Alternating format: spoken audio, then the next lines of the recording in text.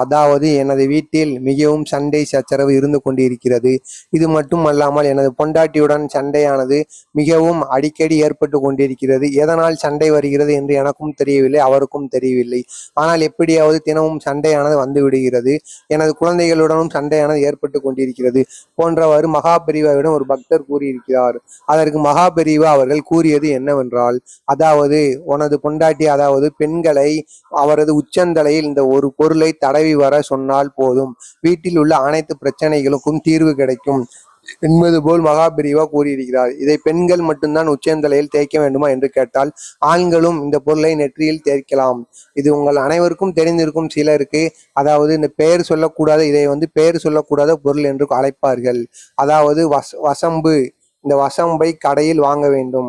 கடைக்காரரிடம் இந்த வசம்பை வாங்கும்போது அவர் எவ்வளவு சொன்னாலும், அதாவது 2 துண்டு வசம்பானது 20 ரூபாய் என்று கூறினாலும் சரி, 200 ரூபாய் என்று கூறினாலும் சரி, அந்த வசம்பை நீங்கள் அவரிடம் அதை கடைக்காரரிடம் ரேட்டு பேசி அதை குறைத்து வாங்காமல், எவ்வளவு கூறினாலும் சரி வசம்பை அந்த ரேட்டு பேசி குறைக்காமல் வாங்க வேண்டும். வசம்பை வாங்கிட்டு வந்த பிறகு வீட்டில் அதாவது சாயந்தர நேரத்தில் விளக்கேற்றும் போது, அதாவது பத்தி, சூடம், சாம்பிராணி புகை அதற்கு அருகில் இந்த வசம்பை வைத்து இந்த 3 சுவாசங்களினால் வசம்பானது மிகவும் வீட்டிற்கு நல்லது சேர்க்கும்.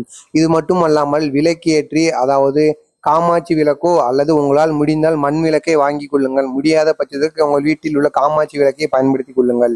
காமாட்சி விளக்கில் நெய்யை ஊற்றி அதில் இந்த வசம்பு இருக்கல்லவா, வசம்பை அந்த ஜோதியில் இட்டு வசம்பும் அதிலிருந்து தீயானதை பிடிக்கும். தீ பிடித்து வசம்பும் லேசாக எரிய ஆரம்பிக்கும்.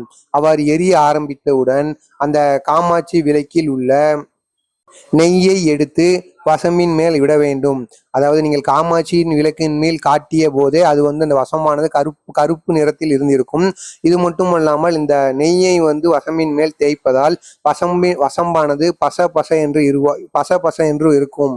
இந்த வசம்பை இவ்வாறு செய்து இதனை பெண்கள் உச்சந்தலையில் தேய்த்தும் ஆண்கள் நெற்றியில் தேய்த்தும் வந்தால் உங்கள் வீட்டில் உள்ள அனைத்து பிரச்சனைகளும், பணம் சம்பந்தப்பட்ட பிரச்சனைகள், கடன் தொல்லைகள் அனைத்தும் நீங்கி உங்களது வீட்டில் பிரச்சனைகள் எதுவும், சண்டை சச்சரவுகள் எதுவும் வராமல் இருக்கும். வசம்பானது பணத்தை ஈர்க்கும் ஒரு பொருளாகும். எனவே வசம்பை இவ்வாறு நீங்கள் செய்து வந்தால் உங்கள் வீட்டில் சுப காரியமானது நடப்பதற்கு நிறைய வாய்ப்புகள் இருக்கிறது. இவ்வாறு மகாபெரிவா அவர்கள் பக்தரிடம் கூறியவுடன் அந்த பக்தர் மிகவும் சந்தோஷப்பட்டு, நான் இதை செய்து இதனுடைய பலன் என்னவென்று கூறுகிறேன் உங்களிடம் என்று கூறி அவரிடம் ஆசீர்வாதம் பெற்று சென்று விட்டார்.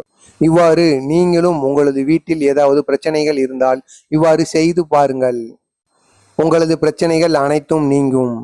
இந்த வசம்பின் நற்குணம் பற்றி நீங்கள் அனைவரும் இனிமேல் புரிந்து கொள்வீர்கள். இது மட்டுமல்லாமல் வசம்பை அதாவது பெயர் சொல்லக்கூடாத பொருள் என்று அழைப்பார்கள். இந்த பெயர் சொல்லக்கூடாத பொருளை நீங்கள் இன்றே வாங்கி இவ்வாறு செய்து வாருங்கள். உங்களது பலன் எவ்வாறு இருக்கும் என்பதை சொல்லுங்கள். உங்களுக்கு இதை போன்ற மகாபெரிவா செய்திகள் உங்களுக்கு சேர வேண்டும் என்றால் நமது சேனலை சப்ஸ்கிரைப் பண்ணிக்கோங்க. நீங்கள் மட்டும் இதை செய்யாமல் உங்கள் அக்கம் பக்கத்தில் உள்ளவர்கள், உறவினர்கள் அனைவருக்கும் இந்த வீடியோவை அனுப்பி உங்களால் முடிந்த உதவியை செய்யுங்கள்.